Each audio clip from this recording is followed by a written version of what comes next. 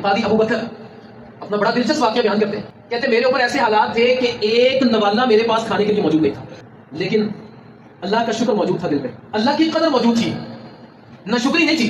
کہا ایک دن بازار گیا تو ایک تھیلی ملی مجھے، اس تھیلی کو میں نے گھر آ کر کھولا تو بڑا قیمتی ہار موجود تھا اس کے اندر، بڑا قیمتی۔ کہا میں گھر لے آیا، میں نے کہا ابو بکر تیری تو قسمت کھل گئی، اتنا قیمتی ہار اللہ نے تجھے دے دیا۔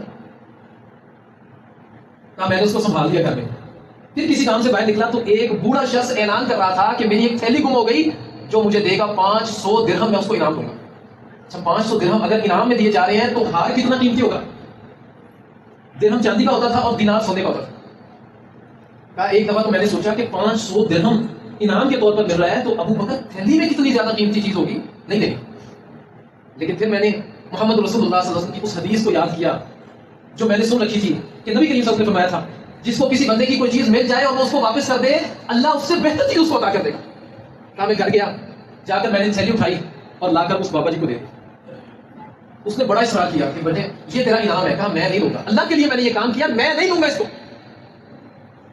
کہا اس نے زبردستی مجھے دینا چاہے لیکن میں نے نہیں لیا۔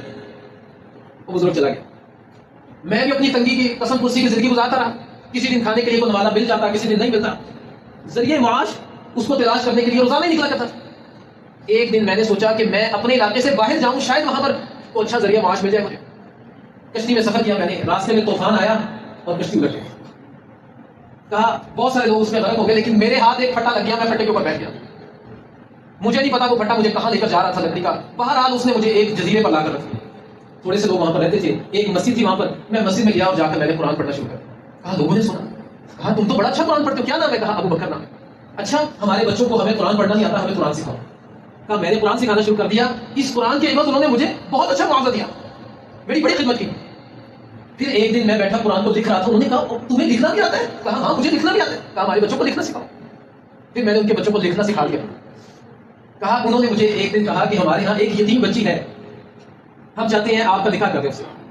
میں نہیں نکاح کرنا چاہتا۔ کہا نہیں ہم آپ کا نکاح کریں گے اس سے، یتیم بچی ہے، اللہ آپ کو اجر دے گا اور کچھ مال بھی وراثت میں اس کے بعد موجود ہے۔